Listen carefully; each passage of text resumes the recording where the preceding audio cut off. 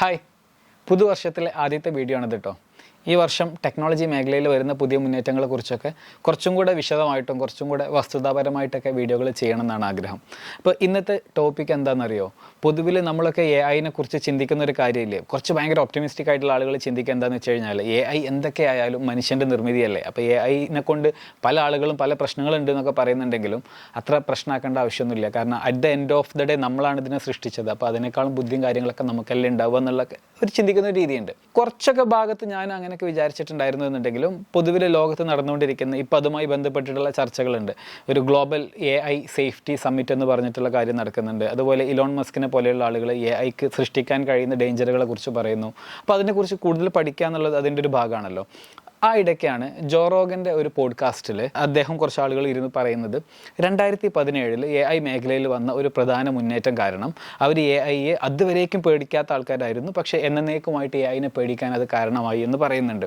കാരണം A I അവർ പ്രോഗ്രാമിങ്ങിൽ കൊടുക്കാത്ത അല്ലെങ്കിൽ വളരെ ക്ലിയർ ആയിട്ട് എ ഐനോട് ഇന്നത് ചെയ്യണം എന്ന് പറയാത്ത കാര്യങ്ങൾ കൂടെ എ ഐ സ്വയമായിട്ട് ചെയ്യാൻ തുടങ്ങി എന്നുള്ള കാര്യം. അതിനെ ബേസ് ചെയ്തിട്ട് ഞാൻ ഈ വീഡിയോയിലൂടെ ഉദ്ദേശിക്കുന്നത് എന്താണെന്ന് വെച്ച് കഴിഞ്ഞാൽ, ആദ്യം നമുക്ക് എ ഐ എന്താണെന്ന് പറയാം. എ ഐ മുൻപ് എന്താണെന്ന് ഞാൻ പല വീഡിയോകളിൽ പറഞ്ഞിട്ടുണ്ടെങ്കിലും ഇത്തവണ കുറച്ചും കൂടെ വിശദമായിട്ട് പറയാമെന്ന് കരുതുന്നുണ്ട്. കാരണം ഞാൻ ഇതിന് വേണ്ടിയിട്ട് ഒരുപാട് റിസർച്ച് ചെയ്തു.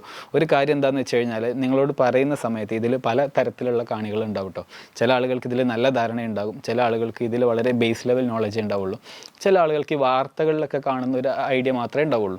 അപ്പോൾ എല്ലാ തരത്തിലുള്ള ആളുകളെയും പരിഗണിക്കണം. അപ്പോൾ നന്നായിട്ട് അറിയുന്ന ആൾക്കാർ ഒരു പക്ഷേ ഭയങ്കര ഡിസപ്പോയിൻറ്റഡ് ആകും. ഇയാൾ ഈ പറയുന്ന എക്സാമ്പിളൊക്കെ അതിൻ്റെ ആവശ്യമുണ്ടോ എന്ന് ചിന്തിക്കുന്നവരുണ്ടാകും.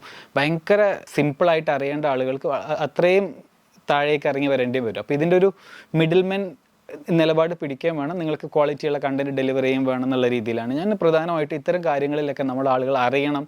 കാരണം എന്നാൽ മാത്രമേ ഇതിൻ്റെ ഒരു എപ്പോഴും നേരത്തെ അറിയുക, അതിന് നല്ല നിലയ്ക്ക് അറിയുക, അപ്പോൾ നമുക്ക് അതിനെ നന്നായിട്ട് എക്സ്പ്ലോയിറ്റ് ചെയ്യാനൊക്കെ പറ്റുമല്ലോ. അപ്പോൾ അങ്ങനെ ഒരു ഇൻറ്റൻഷനും കൂടെ ഉണ്ട്, നിങ്ങൾക്കും ഇത് ഉപകരിക്കുമെന്നുള്ള രീതിയിൽ.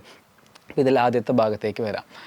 എന്താണ് ആർട്ടിഫിഷ്യൽ ഇൻ്റലിജൻസ് എന്നുള്ളതിലേക്ക് വരാം. അപ്പോൾ ലളിതമായിട്ട് കേട്ടോ, എഗെയിൻ ഞാൻ നേരത്തെ പറഞ്ഞ എക്സാമ്പിളിലേക്ക് തന്നെ കണക്ട് ചെയ്യുക, ലളിതമായിട്ട് മനസ്സിലാക്കാൻ വേണ്ടിയിട്ട് എ ഐ എന്ന് പറഞ്ഞു കഴിഞ്ഞാൽ മനുഷ്യൻ ബുദ്ധി ഉപയോഗിച്ച് ചെയ്യുന്ന കാര്യങ്ങളെയൊക്കെ ഒരു യന്ത്രത്തിന് ചെയ്യാൻ പറ്റുമെങ്കിൽ അതൊക്കെ എ ഐയുടെ ഡെഫിനിഷൻ്റെ അകത്ത് വരാം. ആദ്യകാല ഡെഫിനിഷൻ്റെ അകത്ത് കാൽക്കുലേറ്ററൊക്കെ വന്നേക്കാം. എഗെയിൻ ആദ്യകാലത്തിൽ, അതായത് മനുഷ്യൻ ബുദ്ധി ഉപയോഗിച്ച് ചെയ്തിരുന്ന ജോലികൾ നമ്മളൊരു സെറ്റ് ഓഫ് റൂൾസ് എഴുതിയിട്ട് ഈ റൂൾസ് പ്രകാരം ഇപ്പോൾ ഇന്ന രീതിയിൽ ഇൻപുട്ട് വന്നാൽ ഇന്ന ഇൻസ്ട്രക്ഷനാണ് ആൾക്കാർ തന്നിട്ടുള്ളതെന്നുണ്ടെങ്കിൽ ഇന്ന രീതിയിൽ ഔട്ട്പുട്ട് നൽകണം എന്ന് പറയുന്ന ആ ഒരു മെത്തഡോളജി ഉണ്ടല്ലോ, കാൽക്കുലേറ്ററുകളുടെ ഒരു ബേസിക് സാധനം. ഇതാണ് ആദ്യ കാലത്തിലൊക്കെ ഉണ്ടാകുന്നത്. ഇതിനെ നമുക്ക് റൂൾ ബേസ്ഡ് മോഡൽ എന്ന് വേണമെങ്കിൽ വിളിക്കാം. ഇപ്പോൾ ഒരു പൂച്ചയെ ഐഡൻറ്റിഫൈ ചെയ്യാൻ വേണ്ടുന്ന എ ഐ ആണ് ഡെവലപ്പ് ചെയ്യുന്നതെന്ന് വെക്കാം. അങ്ങനെയാണ് എന്നുണ്ടെങ്കിൽ ഒരു പൂച്ച എന്തായിരിക്കും എന്നുള്ളതിന് നമുക്കൊരു 1000കണക്കിന് റൂൾസൊക്കെ എഴുതാം. എല്ലാ സിനാരിയോസും ഇമാജിൻ ചെയ്തിട്ട് ഇന്ന ഫീച്ചേഴ്സ് ഒത്തിണങ്ങിയാൽ അതൊരു പൂച്ചയായിരിക്കും എന്നുള്ളത്. അപ്പോൾ ഇൻപുട്ടായിട്ട് നമ്മളൊരു പൂച്ചൻ്റെ ഇമേജ് കൊടുത്തു കഴിഞ്ഞാൽ ഇത് പൂച്ചയാണെന്ന് ഐഡൻറ്റിഫൈ ചെയ്യും. ഇതിനെ നമുക്ക് റൂൾ ബേസ്ഡ് മോഡൽ എന്ന് പറയാം. അപ്പോൾ എല്ലാ ലക്ഷണങ്ങളും ഒത്തു വരികയാണെന്നുണ്ടെങ്കിൽ ഇത് പൂച്ച. പക്ഷേ ഈ മോഡലിന് കുറേ ലിമിറ്റേഷൻ ഉണ്ടായിരുന്നു. പ്രധാന ലിമിറ്റേഷൻ എന്താണെന്ന് വെച്ച് കഴിഞ്ഞാൽ, എല്ലാ റിയൽ വേൾഡ് സിനാരിയോസിനെയും നമുക്ക് ഉൾക്കൊള്ളിക്കാൻ കഴിയില്ല. ഇപ്പോൾ പൂച്ചയിൽ തന്നെ നമുക്ക് ഒരുപാട് വെറൈറ്റി ഓഫ് പൂച്ചകളുണ്ട്, പല ബ്രീഡുകളുണ്ടാവും, പല കളറുകളുണ്ടാവും. അപ്പോൾ എല്ലാ വൈവിധ്യങ്ങളെയും ഉൾക്കൊള്ളിക്കാൻ കഴിഞ്ഞോളണമെന്നില്ല. അത് കഴിഞ്ഞിട്ടില്ല എന്നുണ്ടെങ്കിൽ സ്വാഭാവികമായിട്ടും അത് നൽകുന്ന ഉത്തരങ്ങൾ അത്രമാത്രം തെറ്റാവാനുള്ള സാധ്യതയുണ്ട്. അപ്പോൾ സയൻറ്റിസ്റ്റുകൾ ഇതിൻ്റെ രണ്ടാമത്തെ അപ്രോച്ചിലേക്ക് മാറി, മെഷീൻ ലേണിംഗ് അഥവാ സ്റ്റാറ്റിസ്റ്റിക്കൽ ലേണിംഗ് എന്നുള്ള രീതിയിലേക്ക് മാറി. ഈ ലേണിങ്ങിൻ്റെ പ്രത്യേകത എന്താണെന്ന് വെച്ച് കഴിഞ്ഞാൽ, എല്ലാ യൂസ് കേസുകളും എക്സ്പ്ലെയിൻ ചെയ്യാൻ പോകുന്നത് പകരം നമുക്ക് എന്ത് ചെയ്യുക, കുറച്ചും കൂടെ ഡാറ്റാ ബേസ്ഡ് ആയിട്ട് ഡിസിഷൻ മേക്ക് ചെയ്യാൻ ഒരുപാട് ഡാറ്റ കൊടുക്കാം. എന്നിട്ട് ഈ ഡാറ്റയിലെ പാറ്റേണുകൾ കണ്ടെത്തുക. കുറേ ഇമേജുകൾ ഒബ്സർവ് ചെയ്യുന്ന സമയത്ത് ഓരോ ഇമേജിനകത്ത് ഓരോ പാറ്റേണുകൾ ഉണ്ടാവുമല്ലോ. അപ്പോൾ എഗെയിൻ നേരത്തെ പറഞ്ഞ പൂച്ചയുടെ എക്സാമ്പിൾ തന്നെ ചിന്തിക്കുകയാണെന്നുണ്ടെങ്കിൽ ഒരുപാട് ലക്ഷക്കണക്കിന്, ലൈക്ക് മനുഷ്യൻ്റെ അത്ര ഡാറ്റ എഫിഷ്യൻ്റ് അല്ല എ ഐ. മനുഷ്യന് ചിലപ്പോൾ ഒരു 4 ടൈപ്പ് പൂച്ചയെ കണ്ടു കഴിഞ്ഞാൽ 5ാമത്തത് ഇത് പൂച്ചയാണെന്ന് പറയാൻ കഴിയുന്നുണ്ടാവും. പക്ഷേ എ ഐ അത്ര ഡാറ്റ എഫിഷ്യൻ്റ് അല്ല. കാരണം എ ഐക്ക് അത്രയും ക്ലിയർ ആയിട്ട് പറഞ്ഞു കൊടുക്കണം. പ്രോഗ്രാം ചെയ്യുന്നവർക്ക് നന്നായിട്ട് മനസ്സിലാവുന്നുണ്ട്. കാരണം സ്ക്രീനിലൊരു കുത്ത് എങ്ങനെ വരണമെന്നുണ്ടെങ്കിൽ അതിനെ വരെ ഭയങ്കര ഡീറ്റെയിൽഡ് ആയിട്ട് ഡിസ്ക്രൈബ് ചെയ്യേണ്ടത്. ഏത് ഭാഗത്ത് കുത്ത് വേണം, കുത്ത് റൗണ്ട് ഷേപ്പഡ് ആയിട്ട് വേണോ, ഏത് കളർ വേണം, എത്ര സൈസ് വേണം, അങ്ങനെ ഒരുപാട് കാര്യങ്ങൾ എക്സ്പ്ലെയിൻ ചെയ്യാണ്ടാവില്ലേ. മനുഷ്യൻ അങ്ങനെ ഒന്നും വേണ്ടി വരില്ല. നമ്മളൊരു കുത്ത് എന്ന് പറഞ്ഞ ഒരു കുത്ത് പോയിട്ട് ഇടും. അപ്പോൾ ആ ഒരു ക്ലാരിറ്റി ഇതിലേക്കും കൊണ്ടുവരിക. ഒരു പൂച്ചയെ തിരിച്ചറിയണം എന്നുണ്ടെങ്കിൽ ഒരുപാട് ഡാറ്റ വേണ്ടി വരും. അപ്പോൾ ഇത്തരത്തിൽ എഗെയിൻ ഒരുപാട് തെറ്റുകളൊക്കെ കുറയ്ക്കാൻ പറ്റും എന്നുള്ള ഒരു അവസ്ഥയൊക്കെ വന്നു. ഈ സ്റ്റാറ്റിസ്റ്റിക്കൽ മോഡലായിരുന്നു പിന്നീട് ഈ മെഷീൻ ലേണിങ്ങിലൊക്കെ വലിയ രീതിയിൽ മുൻപോട്ട് വന്നത്. പക്ഷെ കുറച്ച് കാലം കൂടെ കഴിഞ്ഞപ്പോൾ ന്യൂറൽ നെറ്റ്വർക്കുകൾ എന്ന് പറഞ്ഞിട്ടുള്ള മനുഷ്യൻ്റെ ബ്രെയിൻ, ന്യൂറോൺസ് എന്ന് പറയുന്നത് നമ്മുടെ ബ്രെയിനിന് ഒരു ലൂസിലി ആയിട്ട് അഡാപ്റ്റ് ചെയ്തിട്ടുള്ള ഒരു AI മോഡൽ വരികയാണ്. ഈ ന്യൂറൽ നെറ്റ്വർക്കുകളുടെ പ്രത്യേകത എന്താണെന്നറിയോ? ഇനി ന്യൂറൽ നെറ്റ്വർക്കുകൾ മനസ്സിലാക്കാൻ വേണ്ടിയിട്ട് നിങ്ങൾക്ക് സിമ്പിളായിട്ടുള്ള ഒരു എക്സാമ്പിൾ പറയാം. ന്യൂറൽ നെറ്റ്വർക്കുകൾ എന്ന് പറഞ്ഞു കഴിഞ്ഞാൽ നമ്മൾ കുറേ പൈപ്പുകൾ ഇമാജിൻ ചെയ്യാം. കുറേ പൈപ്പുകളുണ്ട്, ഇൻ്റർ കണക്റ്റഡ് ആയിട്ടുള്ള കുറേ പൈപ്പുകളുണ്ട്, അത് അങ്ങോട്ടും ഇങ്ങോട്ടും കെട്ടിപ്പണിഞ്ഞിട്ടൊക്കെ ഇരിക്കുന്ന കുറേ പൈപ്പുകൾ. ഈ പൈപ്പുകളുടെ ഒരു ഭാഗത്ത് വെള്ളം ഒഴിച്ചു കഴിഞ്ഞാൽ അത് മറ്റേ ഭാഗത്ത് കൂടെ പുറത്തേക്ക് വരും. ബേസിക്കലി അതാണ് പൈപ്പുകൾ. അപ്പോൾ എല്ലാ പൈപ്പുകളുടെയും ഈ എൻട്രി പാർട്ടിനെ നമുക്ക് ഇൻപുട്ട് എന്നുള്ള ഏരിയ ആയിട്ട് കണക്കാക്കാം. അപ്പോൾ ഈ ഇൻപുട്ട് ഏരിയയിൽ നമ്മൾ വെള്ളം ഒഴിച്ചു കഴിഞ്ഞാൽ അത് ഔട്ട്പുട്ട് ഭാഗത്ത് എത്തണം. പക്ഷേ ഔട്ട്പുട്ട് ഡിസൈഡ് ഔട്ട്പുട്ട് ആവണ്ടേ? അപ്പോൾ അതിന് വേണ്ടിയിട്ട് ഈ ഇൻപുട്ട് ഭാഗത്ത് എന്തുണ്ട്? കുറച്ച് വാൽവുകൾ കൂടിയുണ്ട്. ഇപ്പോൾ ഒരു ഉദാഹരണം പറയുകയാണെന്നുണ്ടെങ്കിൽ നമ്മളിപ്പോൾ ഒരു ഭാഗത്ത് നിന്ന് വെള്ളം ഒഴിക്കുമ്പോൾ മറ്റേ ഭാഗത്ത് കൂടെ വെള്ളം വരും. പക്ഷേ ഈ വാൽവുകൾ നമ്മൾ പൂട്ടുന്നതിന് തുറക്കുന്നതിനനുസരിച്ചിട്ട് എല്ലാ പൈപ്പുകളും ഇപ്പോൾ കെട്ടിപ്പണിഞ്ഞൊക്കെ കിടക്കുകയാണ്. പല രൂപത്തിൽ മേലേക്കും താഴേക്കൊക്കെ പോകുന്ന പൈപ്പുകളുണ്ടാവും. ചില പൈപ്പിൽ കൂടുതൽ വെള്ളം ക്യാരി ചെയ്യാൻ പറ്റുന്നുണ്ടാവും, ചില പൈപ്പിൽ കുറച്ചേ പറ്റുന്നുണ്ടാവുള്ളൂ. അങ്ങനത്തെ ഒരു കോംപ്ലക്സ് ആയിട്ടുള്ള കണക്ഷൻസും മറ്റുമൊക്കെ ഉണ്ടാവും.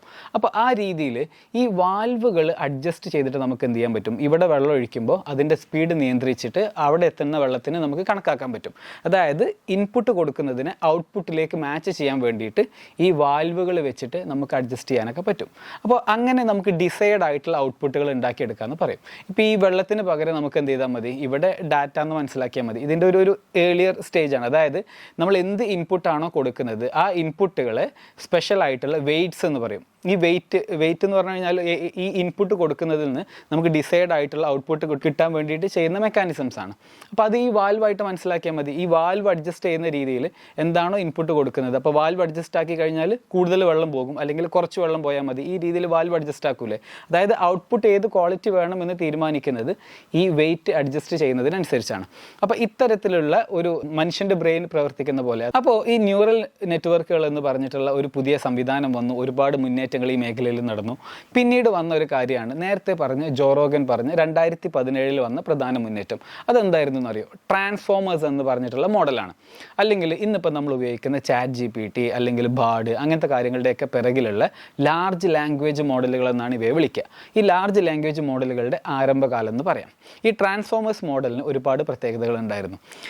നമ്മളിപ്പോൾ ഈ ന്യൂറൽ നെറ്റ്വർക്കുകൾ മനസ്സിലാക്കാൻ വേണ്ടി ഞാൻ സിമ്പിളായിട്ടൊരു പൈപ്പിൻ്റെ എക്സാമ്പിൾ പറഞ്ഞില്ലേ? അത് എത്ര മനസ്സിലായിട്ടുണ്ടാവുമെന്ന് എനിക്കറിയില്ല.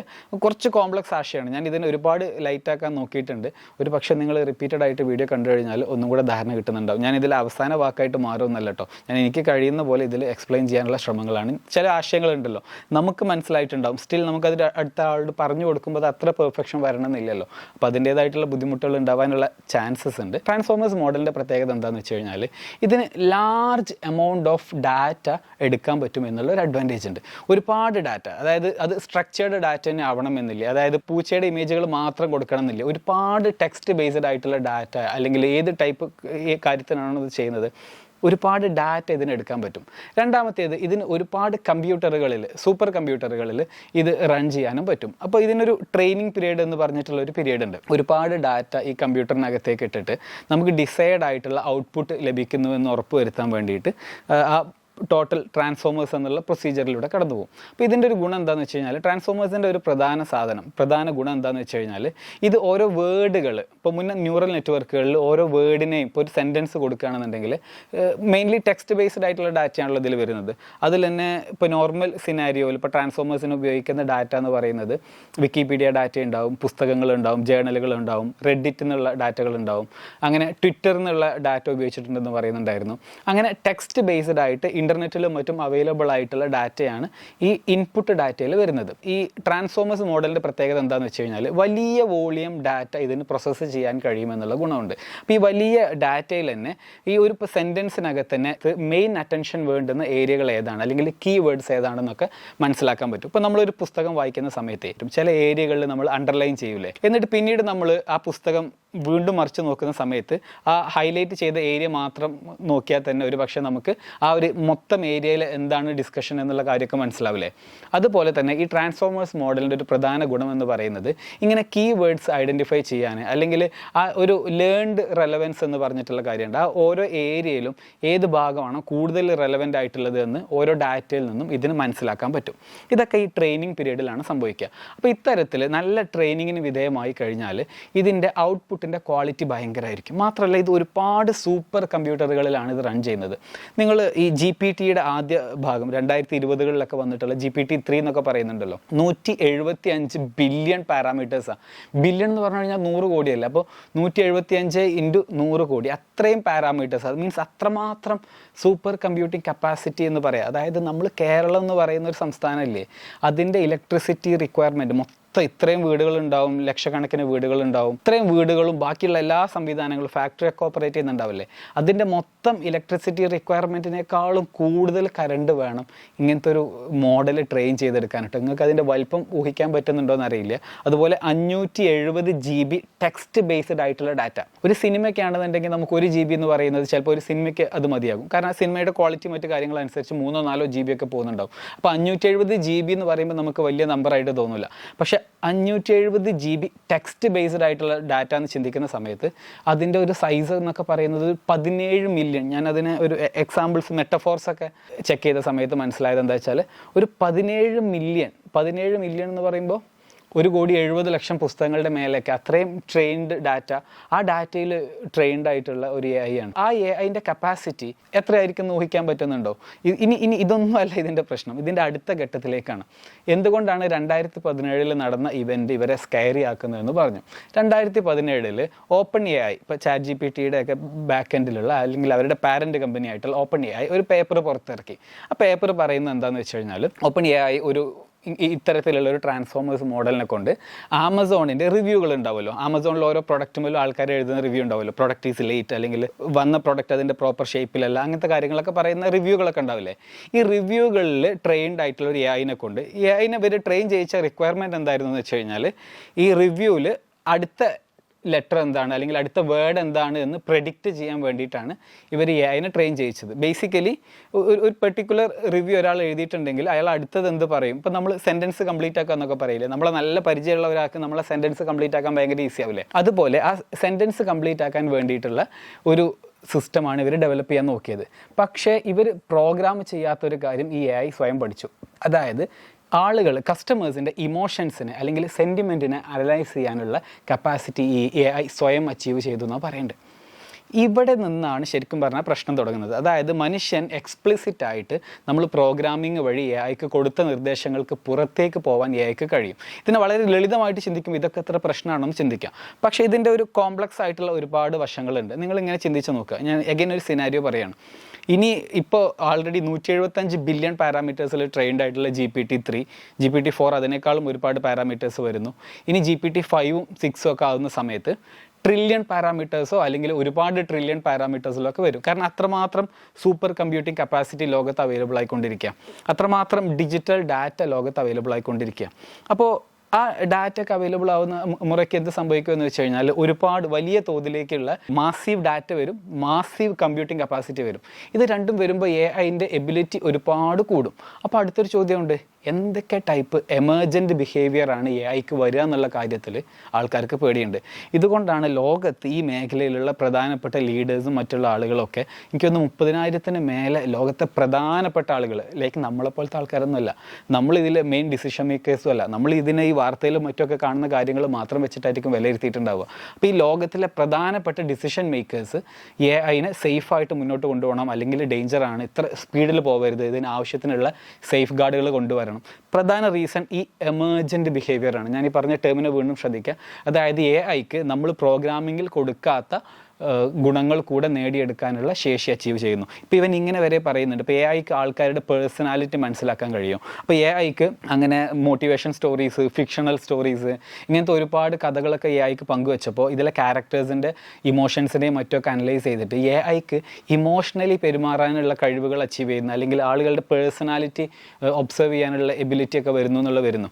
അപ്പോൾ AI എന്ന് കേൾക്കുമ്പോൾ ഇതെന്തോ വലിയ സംഭവം എന്ന് കരുതണ്ട. സിമ്പിളായിട്ട് മനസ്സിലാക്കുക, ഇത് ബേസിക്കലി മാത്തമാറ്റിക്കൽ മോഡലാണ്. നമ്മൾ ചാക്കോമാഷ് പറഞ്ഞ പോലെ ഭൂഗോളത്തിൻ്റെ സ്പന്ദനം മാത്തമാറ്റിക്സ് ആണ് എന്ന് പറയുന്ന പോലെ ഭയങ്കര കോംപ്ലക്സ് ആയിട്ടുള്ള മാത്തമാറ്റിക്കൽ പ്രോബ്ലംസ് ആണ് ഇതിനകത്ത് നടക്കുന്നത്. ഒരു മനുഷ്യന് ഒബ്സർവബിൾ അല്ല ഇത്. നമ്മൾ ഫസ്റ്റ് ഓഫ് ഓൾ മനസ്സിലാക്കണം. ബില്യൺസ് എന്ന് പറയുന്നത് ഞാൻ ഇടയ്ക്കിടയ്ക്ക് പറഞ്ഞ് ശ്രദ്ധിച്ചോ, കോടിക്കണക്കിന് പാരാമീറ്റേഴ്സിനകത്ത് സംഭവിക്കുന്ന കാര്യങ്ങളെല്ലാം കൂടെ ഒരു മനുഷ്യന് മനസ്സിലാക്കിയെടുക്കുക എന്നുള്ളത് പ്രായോഗികമല്ല. അതുകൊണ്ട് തന്നെ ഇത്രയും ഫാസ്റ്റായിട്ട് കാര്യങ്ങൾ ഡെവലപ്പ് ചെയ്തോ മറ്റു കാര്യങ്ങളോ പോകുമ്പോൾ ഒരു എക്സാമ്പിൾ ChatGPT-യുടെ കാര്യത്തിലേക്ക് തന്നെ വരാം. 175 ബില്യൺ പാരാമീറ്റേഴ്സിൽ അവർ എ ഐനെ ട്രെയിൻ ചെയ്തു എന്ന് പറയുന്ന കമ്പനിയിലാകെ 500 സ്റ്റാഫ് 600 സ്റ്റാഫ് അങ്ങാണ്ടേ ഉള്ളൂ. അപ്പോൾ അത്രയും വലിയ എ ഐ റിസർച്ച് ചെയ്യുന്ന കമ്പനികളിൽ സ്റ്റാഫ് അത്രയും കുറച്ച് മതി, കാരണം ഇവർ ഉപയോഗിക്കുന്ന ടെക്നോളജിയാണ്. അപ്പോൾ ഇത് ഞാൻ എഗൈൻ ഒരു ലളിതമായിട്ട് മനസ്സിലാക്കുന്ന ആൾക്കാർക്ക് വേണ്ടി പറയുകയാണ്. എമർജൻറ്റ് ബിഹേവിയറുകൾ എ ഐൻ്റെ ഒരു പൊട്ടൻഷ്യൽ ഡേഞ്ചേഴ്സിൽ ഭയങ്കരമായിട്ടുള്ള ഒരു കാര്യമാണ്. ഇപ്പോൾ എ ഐ എന്തെല്ലാം കാര്യങ്ങൾ ഭാവിയിൽ നേടിയെടുക്കുമെന്നുള്ളതോ എന്തെല്ലാം സ്കില്ലുകൾ നേടിയെടുക്കും എന്നുള്ള കാര്യത്തിലൊക്കെ ചോദ്യമുണ്ട്. ഇപ്പോൾ ഒരു സോഷ്യൽ മീഡിയ ഡാറ്റയിൽ ട്രെയിൻഡ് ആയിട്ടുള്ള ഒരു GPT ആണെന്നുണ്ടെങ്കിൽ സ്പെഷ്യൽ ഡാറ്റ സെറ്റ് ആണല്ലോ, കാരണം ഇതിൻ്റെ അകത്തുനിന്ന് എന്ത് ചെയ്യാൻ പറ്റും, അടുത്തൊരു ഘട്ടമാണ് കേട്ടോ പറയുന്നത്. ഇപ്പോൾ ChatGPT ഒക്കെ കുറച്ചും കൂടെ ഒരു ഈ ജനറൽ പർപ്പസ് നിന്ന് മാറിയിട്ട് വേണമെന്നുണ്ടെങ്കിൽ ഈ ഐകൾക്ക് എന്ത് ചെയ്യാൻ പറ്റും, സ്പെസിഫിക് ആയിട്ടുള്ള ഫൈൻ ട്യൂൺഡ് ആയിട്ടുള്ള ഡാറ്റ സെറ്റുകൾ അവൈലബിൾ ആക്കാൻ പറ്റും. ChatGPTക്കും മറ്റുമൊക്കെ അല്ലെങ്കിൽ ഈ ട്രാൻസ്ഫോമേഴ്സ് മോഡലിന് അങ്ങനെ ഒരു ഗുണമുണ്ട്. ആദ്യം ജനറൽ ഡാറ്റയിൽ ട്രെയിൻ ചെയ്തിട്ട് പിന്നെ എന്തെങ്കിലും ഈ ജനറൽ ഡാറ്റയിൽ ട്രെയിൻ ചെയ്യുമ്പോൾ നേരത്തെ പറഞ്ഞ പൈപ്പിൻ്റെ എക്സാമ്പിൾ തന്നെ ചിന്തിക്കുക.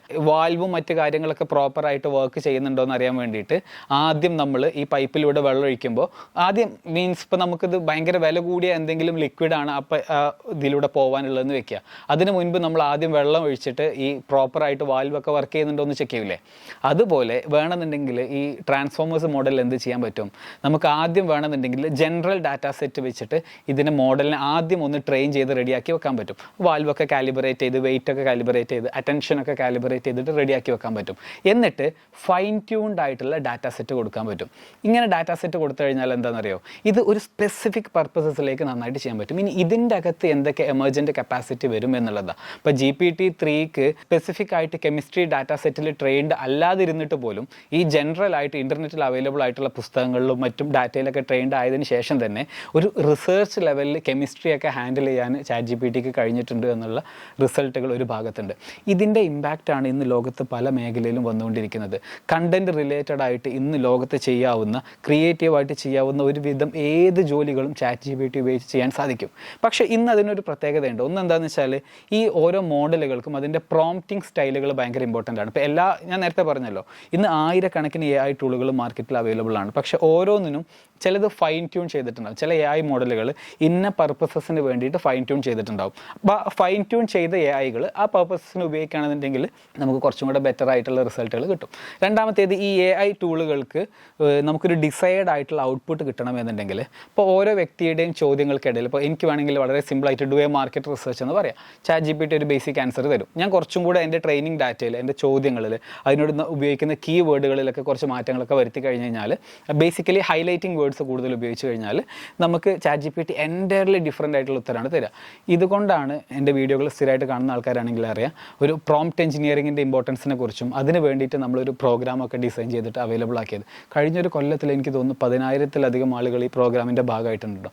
നിങ്ങൾക്കും ഈ പ്രോഗ്രാമിൽ ജോയിൻ ചെയ്യണമെന്നുണ്ടെങ്കിൽ ഈ സ്ക്രീനിൽ കാണുന്ന നമ്പറിൽ വാട്സപ്പ് ചെയ്താൽ മതി. ഇനി അതല്ല എഗെയിൻ ഇത് ഞാൻ പറയുന്നുണ്ടല്ലോ, ഇതൊക്കെ നിങ്ങൾക്കൊരു അസിസ്റ്റൻസ് ആവശ്യമുണ്ടെങ്കിൽ മാത്രമാണ്. അല്ലാന്നുണ്ടെങ്കിൽ നിങ്ങൾ നന്നായിട്ട് ഈ മേഖലയിൽ റിസർച്ച് ചെയ്യാൻ തയ്യാറാണെന്നുണ്ടെങ്കിൽ സ്വയം പഠിച്ചെടുക്കാൻ കഴിയുന്ന കാര്യങ്ങൾ തന്നെയുള്ളൂ. അല്ലാതെ ഞങ്ങളിത് വേറെ എവിടെയെങ്കിലും ഇറക്കി കൊണ്ടുവന്ന കാര്യമൊന്നുമല്ല. മെയിൻലി എൻ്റെ ഒരു ടീം ഓഫ് പീപ്പിൾ ഉണ്ട്. നമ്മൾ ഈ ഒരു മേഖലയിൽ റിസർച്ച് ചെയ്യും. ഇതിൻ്റെ ഒരു എന്നെ അറിയുന്നവർക്ക് അറിയുന്നുണ്ടാകും, അല്ലാത്തവർക്ക് വേണ്ടിയിട്ടൊന്ന് പറയാം.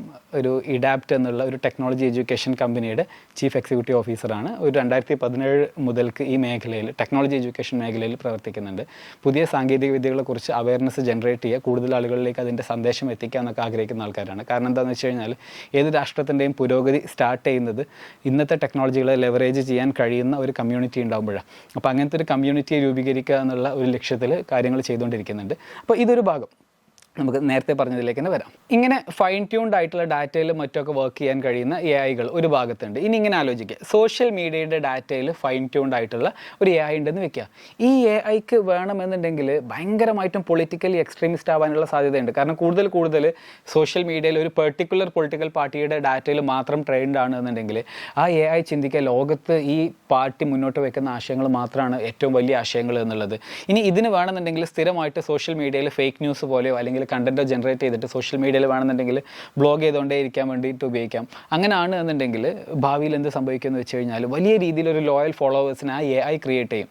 ആ AIക്ക് ഏത് എക്സ്ട്രീമിലും പോവാം. കാരണം എന്താണെന്ന് വെച്ച് കഴിഞ്ഞാൽ നമ്മൾ മനുഷ്യന്മാർക്ക് ഒരു കാര്യം ചിന്തിച്ച് അതിൻ്റെ ഒരു മാക്സിമം സ്ട്രാറ്റജി ക്രിയേറ്റ് ചെയ്യുന്നതിന് ഒരുപാട് പരിധികളുണ്ടല്ലോ. പക്ഷേ AIക്ക് വേണമെന്നുണ്ടെങ്കിൽ വളരെ ലോങ് ടേം സ്ട്രാറ്റജികൾ ക്രിയേറ്റ് ചെയ്യുക. കാരണം മാനുഫാക്ചറിങ് കൺസെൻറ്റ് എന്ന് പറഞ്ഞ പോലെ ആളുകളുടെ അഭിപ്രായം രൂപീകരിക്കുന്നതിന് വലിയ ടേം ആവശ്യമുള്ള സ്ട്രാറ്റജികൾ വരെ ക്രിയേറ്റ് ചെയ്യുക. അല്ലാതെ ഒറ്റയടിക്ക് ഇവിടെ പ്രശ്നമാണെന്ന് പറയുന്നതിന് പകരം ഇവിടെ പ്രശ്നമാണ് എന്നുള്ള ഒരു പ്രതീതി ഒരു 100 പോസ്റ്റിലൂടെ അല്ലെങ്കിൽ 1000 പോസ്റ്റിലൂടെ ആൾക്കാരിലേക്ക് എത്തിച്ച് ആൾക്കാരുടെ ഇമോഷൻസ് മറ്റും ഇതിന് ആദ്യം അറിയാലോ. അപ്പോൾ ആ ഇമോഷൻസിനെ പ്രോപ്പറായിട്ട് ഇൻവോക്ക് ചെയ്യുന്ന രീതിയിൽ കാര്യങ്ങൾ ചെയ്തിട്ട് വേണമെന്നുണ്ടെങ്കിൽ ഈ ആയിക്ക് കാര്യങ്ങൾ ചെയ്തെടുക്കാൻ പറ്റും. അപ്പോൾ ഇതൊക്കെയാണ് ഈ മേഖലയുടെ ഡേഞ്ചർ. അപ്പോൾ ഞാനിത് കുറച്ചധികം ലെങ്തി ആയിട്ടുള്ള വീഡിയോ ആണ്.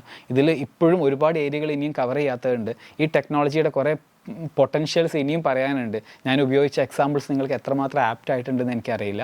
നിങ്ങൾക്ക് കമൻസിലൂടെ കാര്യങ്ങൾക്ക് മറുപടി പറയാം. ഈ മേഖലയിൽ വരുന്ന പുതിയ മുന്നേറ്റങ്ങൾ മറ്റു കാര്യങ്ങളെക്കുറിച്ച് ഈ വർഷം കൂടുതൽ ചർച്ച ചെയ്യണമെന്ന് ആഗ്രഹിക്കുന്നുണ്ട്.